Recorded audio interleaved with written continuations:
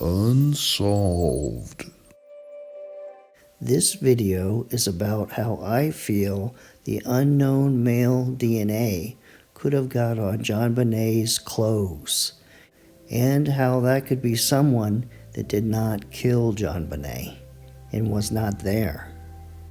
This is a close-up of the first page of the first DNA test results, and you can see the samples are the shirt, the panties, under her right and left hand fingernails, the duct tape, the white blanket, and the pink Barbie nightgown.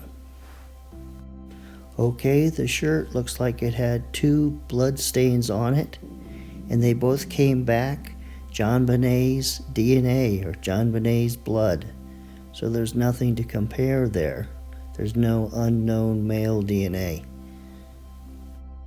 Now the underwear, they cut off a piece of it, put it in a test tube, and pulled the cells from it. And then they extracted the DNA from the cells, and then the majority component was JonBenet's DNA.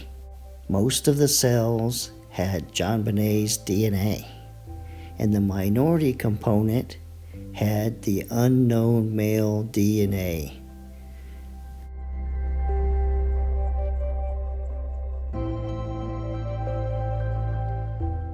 Now under JonBenet's fingernails, the majority component again was JonBenet's DNA. Cells from her, which most likely were skin cells, had her DNA.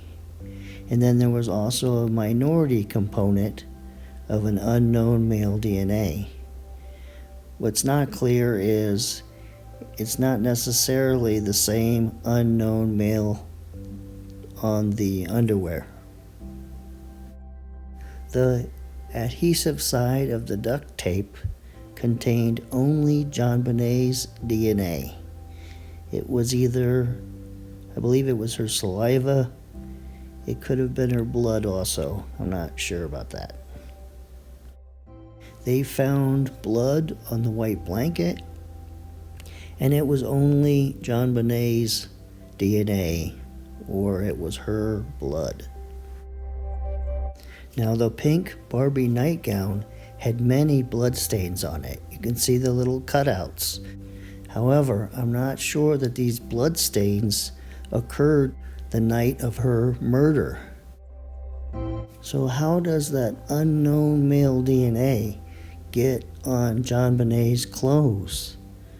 Well, we know from the autopsy report that JonBenet was wiped clean by something that left fibers on her body.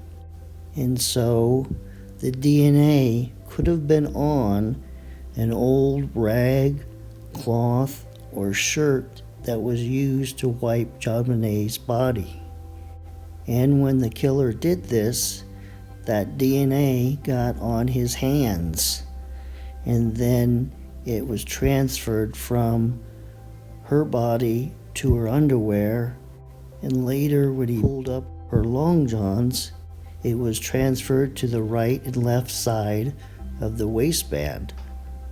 And this might explain also why the unknown male DNA was not found on or in the blood on the white blanket or on her shirt or the pink Barbie nightgown. Or because the killer didn't replace JonBenet's shirt on her. And possibly it was a female that only touched the white blanket and the pink Barbie nightgown. Now this same logic would apply if John Ramsey sexually assaulted JonBenet and killed her, and then during the cover-up phase wore gloves, and the unknown male DNA was on the gloves before John put them on. And finally, the most likely scenario, in my opinion, is that these boys' long johns were saturated with some boy's trace or touch DNA days prior to JonBenet wearing them that night. And so when Patsy put them on JonBenet that night, some of those skin cells from the boy went onto her underwear. And later, after she was murdered, the blood transferred to her underwear and combined with those cells.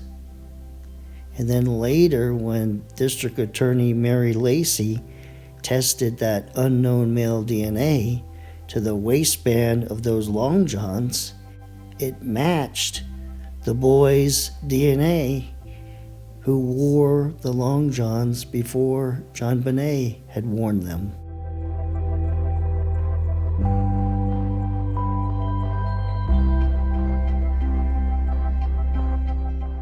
Well, this ends this episode, and tomorrow night, Friday night, you will have the opportunity to enter the door into the JonBenet zone.